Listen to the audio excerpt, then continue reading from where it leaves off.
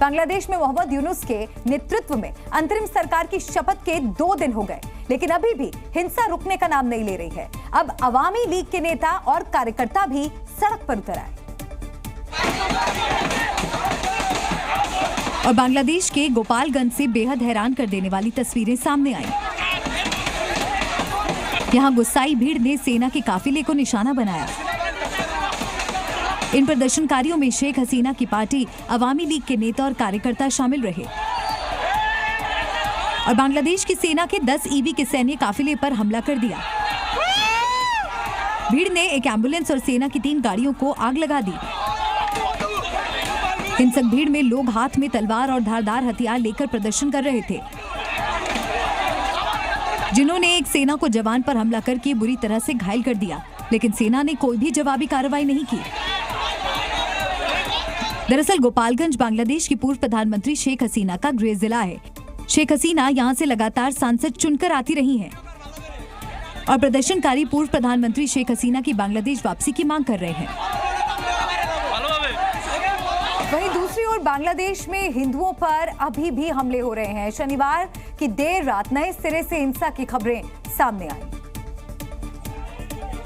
बांग्लादेश के हल्दीबाड़ी चिलाहाटी इलाके से हिंसा की हैरान कर देने वाली तस्वीरें सामने आई। यहां प्रदर्शनकारियों की आड़ में जमात के हुड़दंगियों ने हिंदू घरों में जमकर लूटपाट की। कई घरों और गाड़ियों को आग के हवाले कर दिया।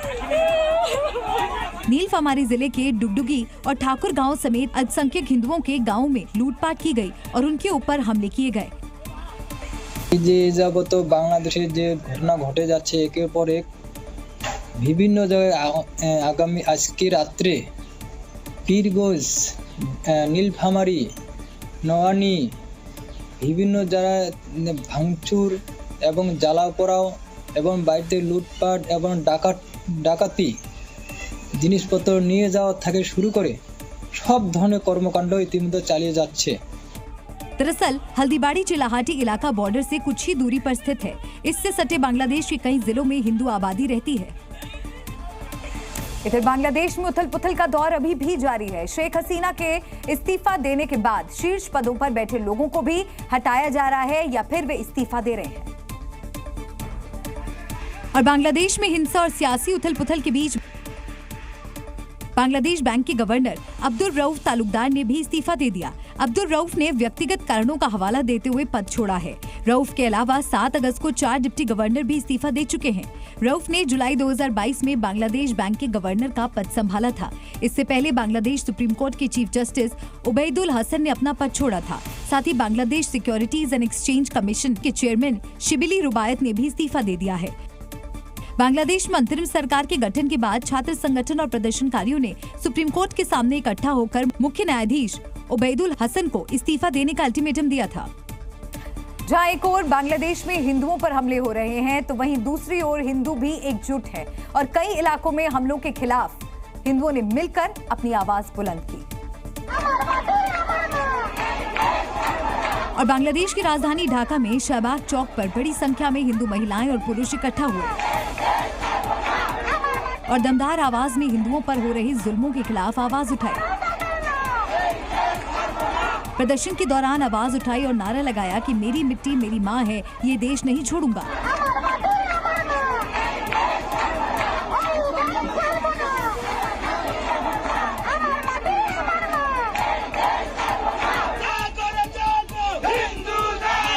तो वहीं बांग्लादेश के लालमोनीरहत जिले में भी हिंदू सड़क पर उतर आए और हिंदुओं पर हो रहे हमलों के खिलाफ पुरजोर आवाज उठाई। हिंदू प्रदर्शनकारियों ने जागो हिंदू जागो के नारे लगाए।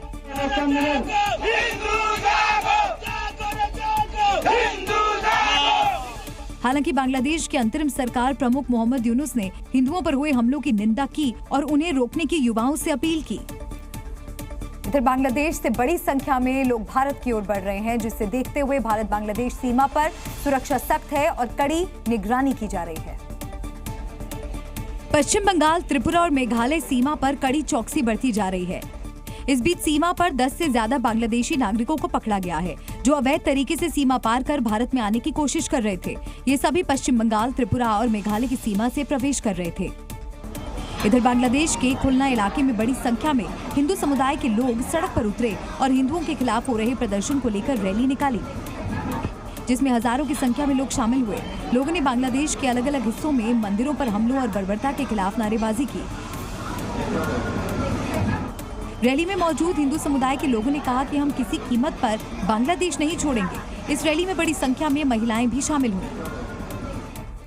बांग्लादेश में हिंदुओं पर हो रही हिंसा की गूंज ब्रिटेन में भी सुनाई दी। हिंदू समुदाय के लोगों ने हमलों की निंदा की। बड़ी संख्या में लोग सड़क पर उतरे और बांग्लादेश में हिंदुओं पर हो रहे अत्याचार के खिलाफ आवाज उठाई। प्रदर्शनकारियों के हाथों में हिंदू बचाओ की तख्तियां थीं। प्रदर्शनकारियों में बड़ी संख्या में महिलाएं और युवा शामिल रहे, जिन्होंने हमें न्याय चाहिए के नारे लगाए और हिंदुओं पर हो रहे हमलों की कड़ी निंदा की। बांग्लादेश में शेख हसीना सरकार के तख्ता पलट के बाद हिंसा और भड़क गई। ऐसा दावा किया जा रहा है कि जमाते इस्लाम के कार्यकर्ता और समर्थक हिंदू अल्पसंख्यकों को निशाना बना रहे हैं और उनके साथ लूटपाट कर रहे हैं। हिंदुओं पर हमलों की तमाम तस्वीरें भी सामने आ रही हैं, जहां उनके घर जलाए गए। कई जगह महिलाओं से मारपीट की गई, जिसके बाद पूरी दुनिया से अल्पसंख्यक हिंदुओं पर हो रहे अत्याचार के खिलाफ आवाजें उठ रही हैं। वहीं कनाडा में भी हिंदू, ईसाई, बौद्ध और यहूदी मूल के 1000 से ज्यादा कनाडियाई लोगों ने बांग्लादेशी हिंदुओं के साथ एकजुटता दिखाई और टोरंटो शहर में विरोध प्रदर्शन किया। साथ ही कनाडा सरकार से बांग्लादेश में हिंदुओं की रक्षा के लिए अंतरिम बांग्लादेश सरकार पर दबाव डालने का आग्रह किया। समुदाय के नेताओं ने हिंदुओं पर हमलों पर अपनी चिंता जताई, तो वहीं ऑस्ट्रेलिया में भी लोग सड़कों पर उतरे और बांग्लादेश में हिंदुओं पर हो रहे अत्याचार के खिलाफ आवाज उठाई। अमेरिका में भी लोगों ने प्रदर्शन किया और व्हाइट हाउस के सामने बांग्लादेश में हिंदुओं पर हो रहे अत्याचार के खिलाफ आवाज उठाई। तो हिंदुओं पर हमले का विरोध टोरंटो में देखा गया। इसके अलावा ऑस्ट्रेलिया के मेलबर्न में भी सड़क पर लोग उतरे और व्हाइट हाउस के सामने भी प्रदर्शन देखा गया। बांग्लादेश में हिंदुओं पर हो रहे अत्याचार के खिलाफ देश से आवाज उठी। लोगों ने हमलों को लेकर देश के अलग अलग हिस्सों में प्रदर्शन किया और सरकार से बांग्लादेश में रह रहे हिंदुओं की सुरक्षा सुनिश्चित करने की अपील की। और ये तस्वीरें इस बात की गवाह हैं कि बांग्लादेश में हिंदुओं पर हो रहे अत्याचार के खिलाफ देश कितना चिंतित है। लखनऊ में गोमती नगर के कैप्टन मनोज चौराहे से लोगों ने पैदल मार्च निकाला। केंद्र और राज्य सरकार से बांग्लादेश में हिंदुओं के ऊपर हो रहे जुल्म को रोकने की अपील की। तो वहीं पीएम मोदी के संसदीय क्षेत्र वाराणसी में भी व्यापारी सड़क पर उतरे और प्रधानमंत्री नरेंद्र मोदी से बांग्लादेश में रह रहे हिंदुओं की सुरक्षा सुनिश्चित करने की अपील की। इधर राजस्थान के कोटा में कर्णी सेना के कार्यकर्ताओं ने प्रदर्शन किया और बांग्लादेश में हिंदुओं पर हो रहे अत्याचार के खिलाफ आवाज उठाई और हाथों में पोस्टर लेकर प्रदर्शन किया और मानव श्रृंखला बनाई। इन सबके बीच शिवसेना की ओर से भी बयान सामने आया। शिवसेना नेता ने कहा कि भारत सरकार बांग्लादेश में हिंदुओं पर अत्याचार को लेकर चिंतित है।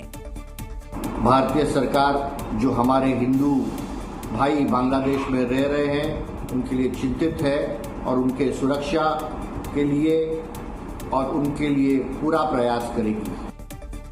बांग्लादेश में हिंदुओं पर हो रहे हमलों को सेना ने अफवाह बताया, जिस पर भारत में कड़ी प्रतिक्रिया देखने को मिली। भारत के नेताओं ने बताया कि बांग्लादेश में हालात ठीक नहीं है। बांग्लादेश में हिंदू अल्पसंख्यकों पर लगातार हमलों की खबरें और वीडियो सामने आ रहे हैं, लेकिन बांग्लादेश की सेना इसे अफवाह बता रही है, जिस पर भारत ने कड़ी प्रतिक्रिया दी। असम के मुख्यमंत्री ने कहा कि अभी वहां हालात ठीक नहीं है। वहाँ का जो स्थिति है काफ़ी चिंतनीय है, लेकिन हमारा इतना ही विश्वास है कि प्रधानमंत्री जी जरूर बांग्लादेश का सरकार का साथ या जो भी डिप्लोमेटिक चैनल्स है उसमें काम करेगा। इधर बांग्लादेश से बड़ी संख्या में लोग भारत की सीमा में आ रहे हैं, जिन्हें लेकर बॉर्डर पर अलर्ट है। तो वहीं ओडिशा सरकार ने दावा किया है कि पश्चिम बंगाल के रास्ते बड़ी संख्या में लोग आए हैं, जिनकी जल्द पहचान की जाएगी। Identification process, basically their visa, their passport and other things will be verified. If they are not having any document, they will be repatriated to the original country. Bangladesh में हुए तख्ता पलट के बाद एक और बड़ा खुलासा हुआ है। ऐसा दावा है कि सीमा पार बैठे आतंकियों की बांग्लादेश के हालात पर नापाक नजर है, जो बांग्लादेश को भी पाकिस्तान जैसा बनाना चाहते हैं। देश में जारी हिंसा और उथल पुथल का फायदा उठाकर आतंकी न्याय टेरर कैंप तैयार करने की साजिश रच रहे हैं।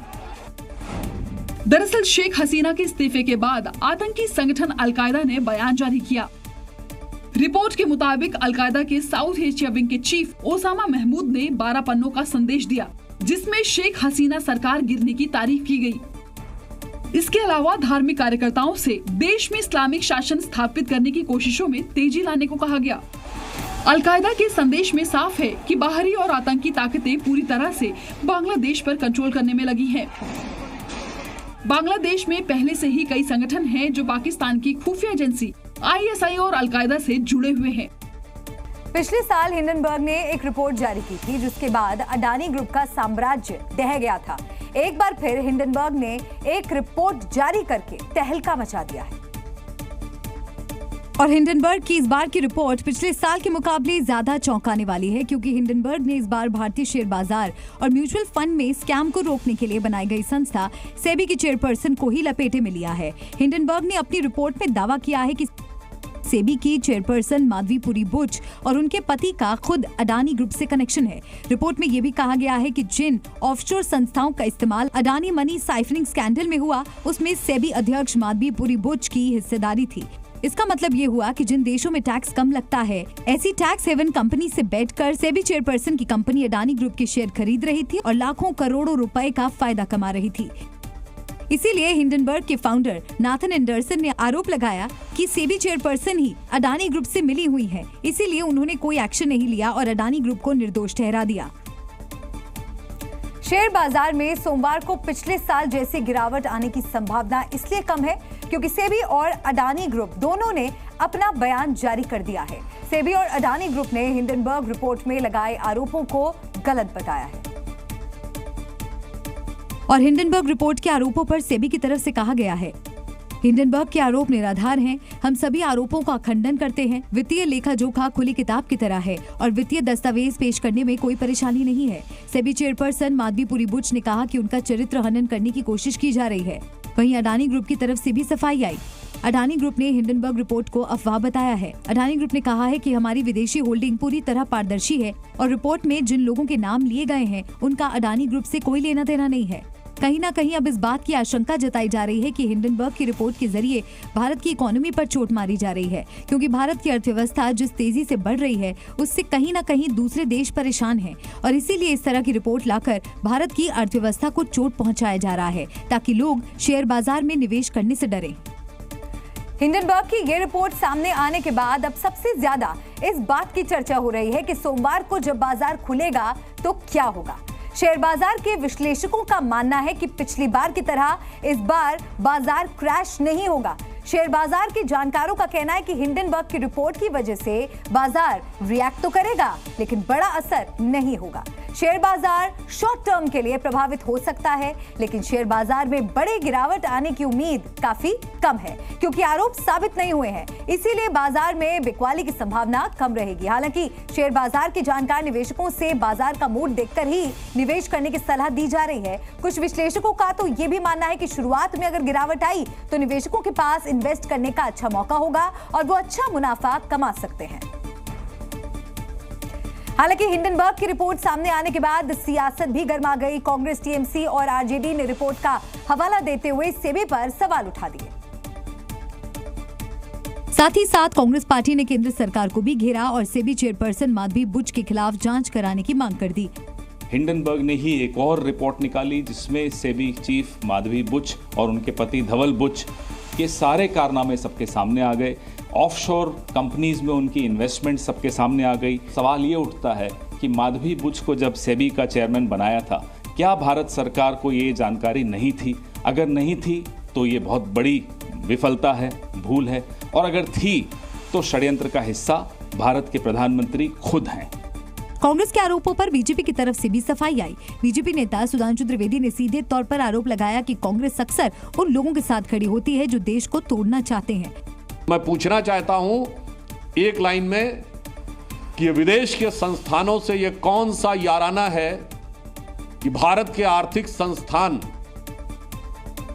के हर विषय के ऊपर आपका निशाना है। बीजेपी नेता सुधांशु त्रिवेदी ने कांग्रेस से अपील की कि जैसा उन्होंने भ्रम LIC डूबने वाली है कहकर फैलाया था, वैसा भ्रम हिंडनबर्ग की रिपोर्ट को लेकर ना फैलाएं।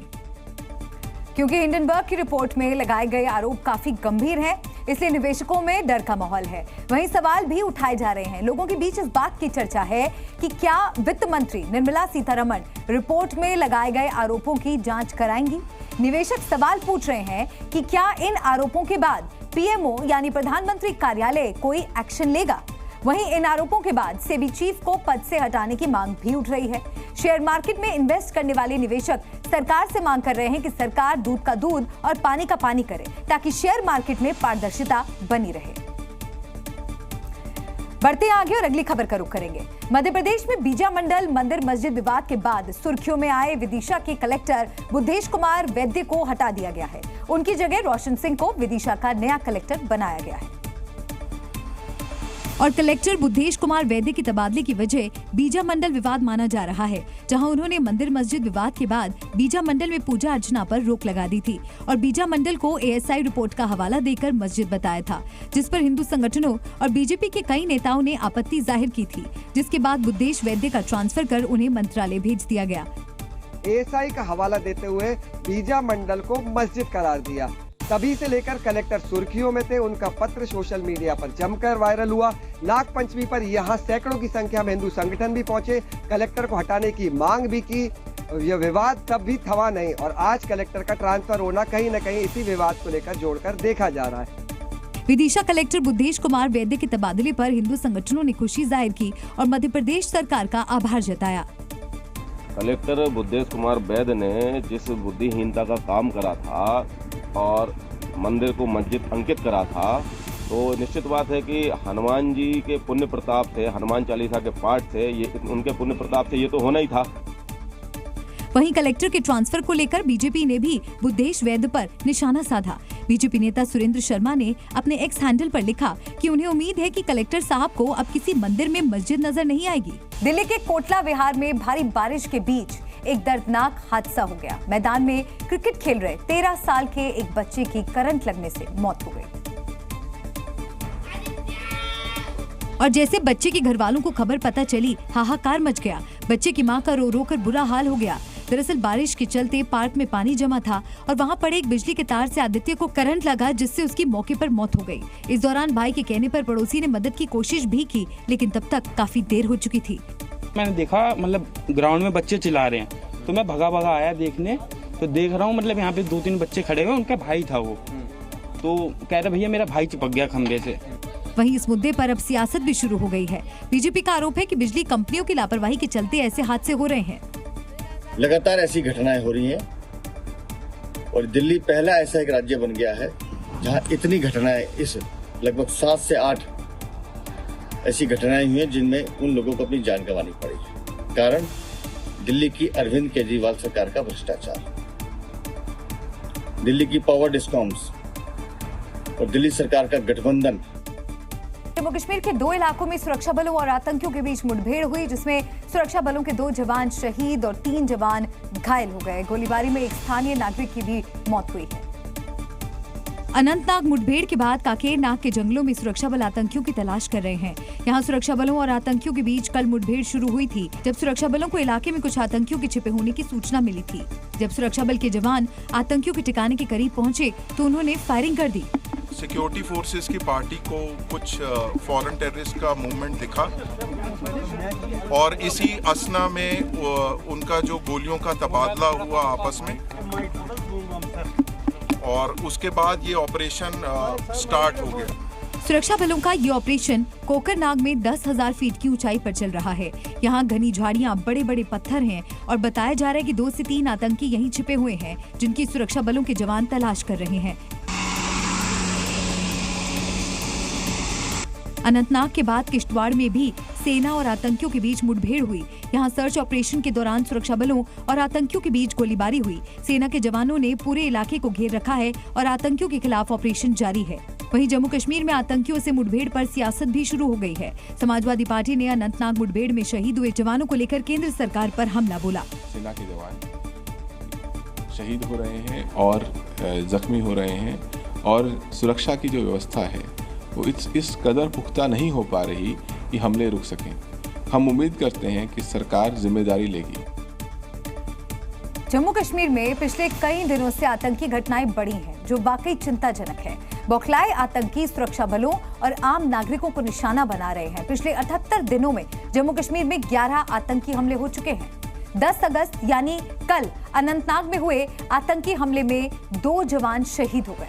15 जुलाई को आतंकियों ने डोडा में हमला किया, जिसमें 5 जवान शहीद हुए। 9 जुलाई को भी डोडा के गढ़ी भगवा में आतंकी हमला हुआ था और 8 जुलाई को कठुआ में सेना के काफिले पर हमला किया गया था, जिसमें 4 जवान शहीद हुए। 7 जुलाई को आतंकियों ने राजौरी में सेना की चौकी पर हमला किया। 26 जून को डोडा के गंढों में आतंकियों ने हमला किया और 12 जून को फिर डोडा में आतंकियों ने फायरिंग की, जिसमें एक पुलिसकर्मी घायल हुआ। इसके अलावा 11 जून को कठुआ के हीरानगर में आतंकी हमले में एक जवान शहीद हुआ। 9 जून को आतंकियों ने रियासी के कटरा जा रही बस पर फायरिंग की, जिसमें 9 लोगों की मौत हो गई। 4 मई को आतंकियों ने पुंछ में वायुसेना के जवानों के काफिले पर हमला किया और 28 अप्रैल को उधमपुर में आतंकियों की फायरिंग हुई, जिसमें एक सुरक्षाकर्मी घायल हुआ।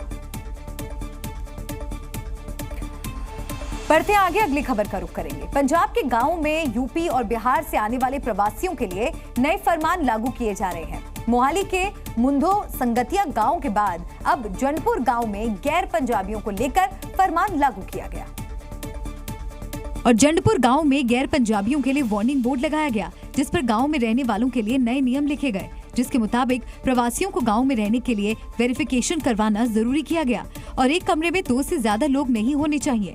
रात 9 बजे के बाद प्रवासियों के घर से बाहर घूमने पर रोक लगा दी गई। प्रवासियों को पूरे कपड़ों में ही घूमना फिरना होगा। प्रवासियों के पान, गुटखा, बीड़ी, सिगरेट इस्तेमाल पर पाबंदी रहेगी।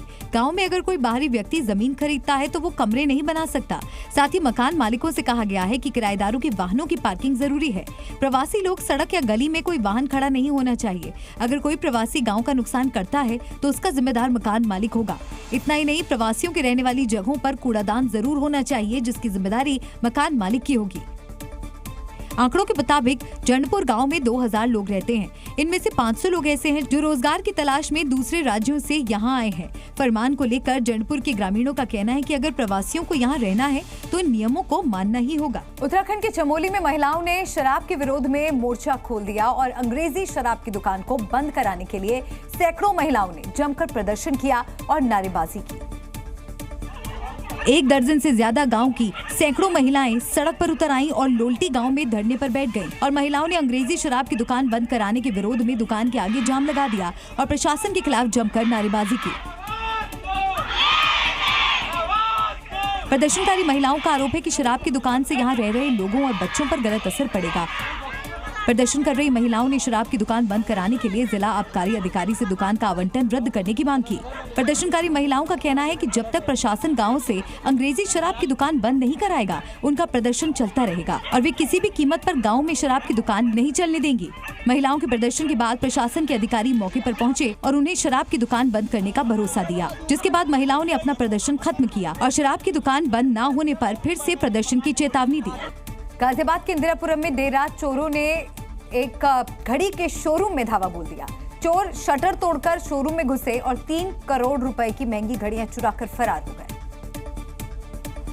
हालांकि चोरी की ये घटना शोरूम में लगे सीसीटीवी कैमरे में रिकॉर्ड हो गई। सीसीटीवी वीडियो में दिखा कि एक चोर शोरूम के काउंटर में रखी हुई घड़ियों को निकालता हुआ नजर आ रहा है। पहले वो टॉर्च जलाकर ब्रांडेड और महंगी घड़ियों की पहचान करता है और उसके बाद घड़ियों को बोरे में भरकर भाग जाता है। बताया जा रहा है कि चोर के कुछ साथी बाहर खड़े थे जो टूटे शटर की तरफ चादर ढककर घटना को छिपाने की कोशिश कर रहे थे।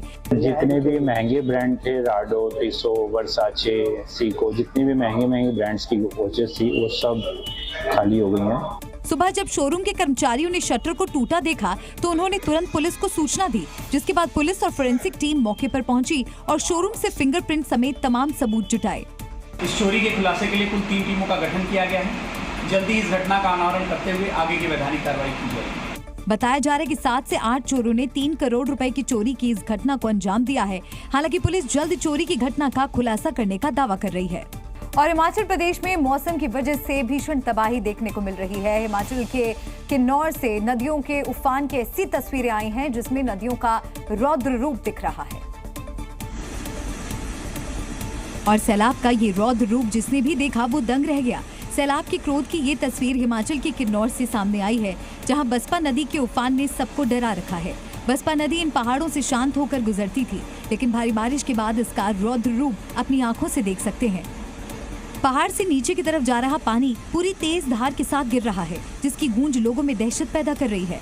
पहाड़ों के बीच जिस तरह से ये नदी उफन रही है, वो किनारों पर बसे घरों को आने वाली तबाही की चेतावनी देती दिखाई दे रही है। बसपा नदी का वेग इतना तेज है कि वो अपनी जद में सभी को लेने पर आमादा है। लहरें जिस तरह से हुंकार भर रही हैं और जितनी तेजी से ये आगे बढ़ रही हैं, उससे तो लगता है कि जहाँ जहाँ ये पानी जा रहा है वहाँ वहाँ सैलाब जैसा मंजर पैदा होता जा रहा है। नदी जब पहाड़ से नीचे की तरफ आ रही है तो उसकी ये तस्वीर देखिए, अपने साथ कैसे ये नदी उफान के साथ मलबे को भी बहा कर ले जा रही है। बसपा नदी इस वक्त बहुत तेज गति में बह रही है। इसके आसपास रहने वालों को सुरक्षित स्थान पर जाने के लिए कहा गया है। किन्नौर ही नहीं, हिमाचल के नाहन में भी भारी बारिश के बाद नदियां उफान पर हैं। बाढ़ के पानी में कई जगह मंदिरों को अपनी जद में ले लिया है, तो कहीं सड़कें इस सैलाब में डूबी नजर आई। इस वीडियो में आप देख सकते हैं कि नदी अपने किस उफान के साथ बह रही है। पानी के तांडव का ये वीडियो हिमाचल के नाहन से सामने आया है, जहां भारी बारिश के बाद मार्कंडेय नदी उफान के साथ बह रही है। मार्कंडेय नदी में जैसे ही उफान आया, वो पास के ही मंदिर की चौखट तक पहुंच गया। नदियों की धार के साथ उसकी गूंज इतनी तेज थी कि मानो वो सब कुछ बहा ले जाए। ये तस्वीर देखिए, मार्कंडेय नदी के उफान में किनारे पर बना एक छोटा मंदिर भी उसमें समा गया। एक बार फिर देखिए कैसे ये छोटा मंदिर पानी की तेज धार में गिरता दिखाई दिया।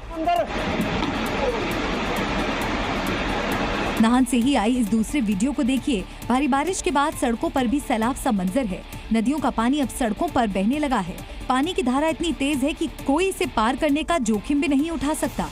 पानी की इस तेज धार से नाहन की कई सड़कों पर बाढ़ जैसे हालात हैं, जिसकी वजह से कई संपर्क मार्ग बंद हो चुके हैं। लोगों की परेशानी है कि वो अपने जीवन यापन के लिए कैसे सड़कों को पार करें।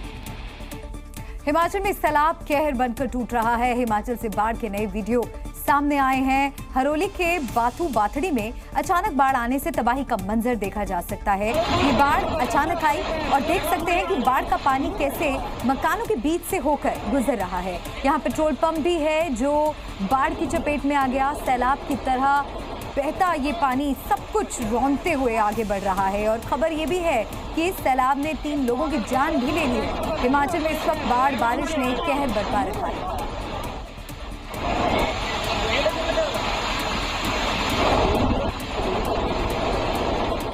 हिमाचल के ऊना शहर में भी भारी बारिश के बाद नदियां उफान पर हैं। हालात ये हो गए हैं कि सड़कों पर पानी आने से कारें तक डूब गई हैं। ऊना में भारी बारिश के बाद सड़कें समंदर बन चुकी हैं। तस्वीरों में देख सकते हैं कि कैसे एक रोड पर पानी भर गया है और इस रास्ते से गुजर रही कार और बस दोनों ही पानी में डूबे नजर आए। दरअसल ये रास्ता ऊना और नंगल के बीच बने नए पुल का है, जहां बारिश के बाद पूरा पुल नदी में डूब गया और रास्ते से गुजर रही गाड़ियां भी इसकी चपेट में आ गयी। ये पुल ही नहीं, शहर के अंदर भी पानी भरा दिखा। सड़कें पूरी तरह से पानी से लबालब भरी दिखी। गाड़ियां चलते समय पानी की लहरें दुकानों और घरों में भी घुसती दिखी। कई किलोमीटर से सड़कें पानी में डूबी हुई नजर आईं।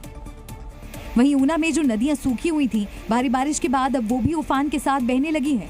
पानी करीब 10 फीट की ऊंचाई पर तेज लहरों के साथ बहता नजर आया। पानी की तेज धार पुल को छूकर निकल रही थी। तस्वीरें हम आपको दिखाना चाहेंगे कि किस तरह जो ये खड्ड है उफान पर आई हुई है। आप देख सकते हैं कि भारी बारिश होने के कारण ऊना जिला की जो तमाम खड्डें हैं वो इस समय उफान पर आई हुई है।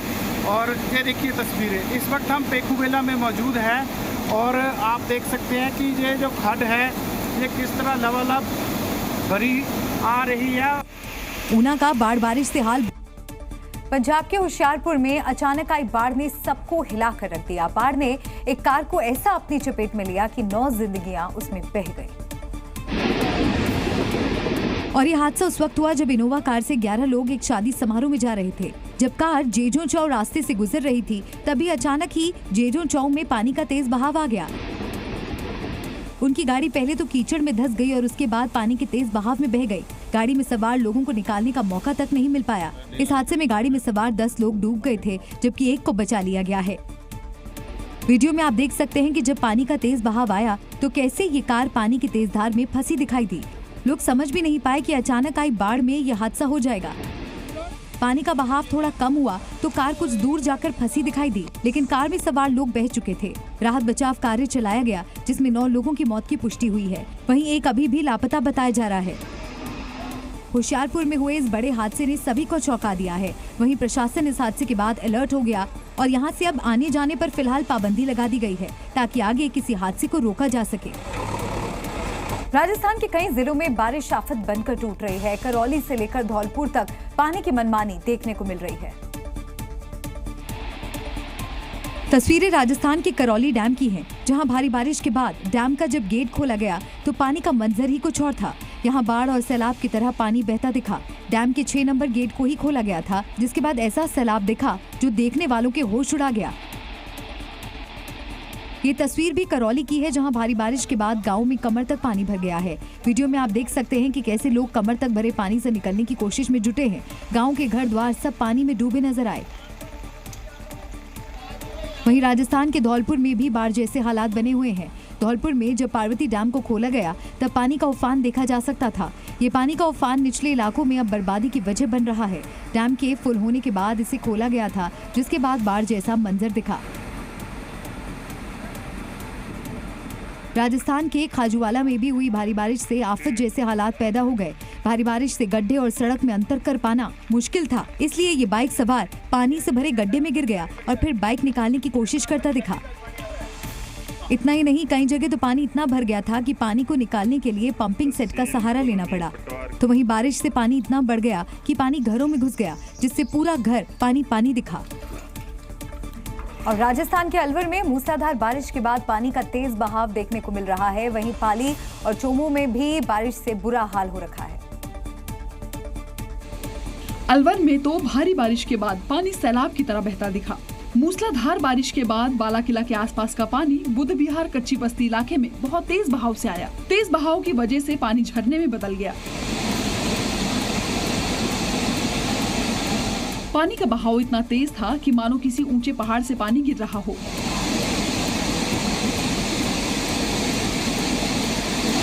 अलवर जैसा हाल राजस्थान के पाली में भी देखने को मिला। यहाँ भी भारी बारिश के बाद पानी का तेज बहाव उफान के साथ निकलता दिखा। यहाँ एक चट्टान की तरफ से पानी का तेज बहाव ऐसा निकलता दिखा कि मानो वो सब कुछ बहा ले जाएगा। वहीं कुछ इलाकों में पानी भरने से कुछ महिलाएं पानी में तैराकी करती भी दिखी। राजस्थान के चोमू में भी बारिश की आफत देखने को मिली। यहाँ झरने भी उफान के साथ बहते दिखे। वहीं एक नाले में भी बारिश का पानी आने से उफान पर बहता दिखा, जिसकी वजह से नाली पर बना अस्थायी पुल भी टूट गया। चोमू के कई रास्ते पर भी सैलाब सा मंजर दिखा। रास्ते को पार करने के लिए लोग एक दूसरे का हाथ पकड़कर रास्ता पार करते दिखे। भारी बारिश के बाद दिल्ली एनसीआर में कई जगह जल जमाव हो गया। दिल्ली, नोएडा, गुरुग्राम में मूसलाधार बारिश के बाद पूरा शहर पानी में डूब गया। नोएडा की सड़कों पर कई फीट तक पानी भर गया। सुबह से हो रही बारिश के बाद कई जगह पानी भर गया, जिससे लोगों को काफी दिक्कतों का सामना करना पड़ रहा है।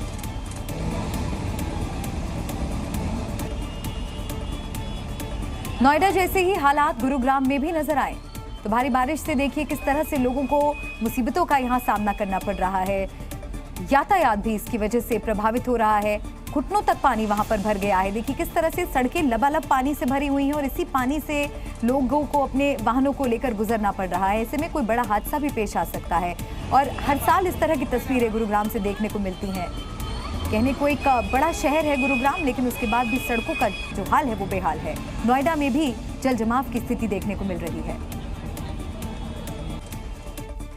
उत्तराखंड में बाढ़ बारिश की वजह से कई छोटे छोटे गांवों में पुल बह चुके हैं और अब ऐसे में ग्रामीण और स्कूली बच्चे जान हथेली पर लेकर लकड़ी के पटरे पर उफनती नदी पार कर रहे हैं। जरा इस जगह को तो देखिए। ये तस्वीर देख मन में यही सवाल पैदा हो रहा है कि अगर थोड़ी सी भी चूक हुई तो सीधे सैलाब से सामना होगा। ये वीडियो उत्तराखंड में उत्तरकाशी के गांव सांकरी से सामने आया है, जहां भयंकर बाढ़ में गांव को जोड़ने वाली पुलिया बह गई थी। फिर क्या था, गांव वालों ने उफनती नदी को पार करने के लिए लकड़ी के पटरे बिछा दिए। इसके बाद इस उफनती नदी से न सिर्फ ग्रामीण गुजरते हैं बल्कि स्कूल के बच्चे भी गुजरते हैं। वीडियो में आप देख सकते हैं कि नदी का उफान कितना तेज है। इसके बावजूद कुछ लोग जान जोखिम में डालकर इस लकड़ी के पटरे से नदी को पार कर रहे हैं। गांव वालों की माने तो उनकी मजबूरी है कि नदी नहीं पार करेंगे तो घर बार नहीं चलेगा, लेकिन जिस तरह से नदी पार किया जा रहा है उससे किसी की भी जान को खतरा पैदा हो सकता है। ग्रामीण ही नहीं, इस लकड़ी के पटरे पर से स्कूली बच्चे भी गुजरते हैं। जिस तरह का ये मंजर सामने आ रहा है वो वाकई लोगों के लिए जोखिम भरा हो सकता है।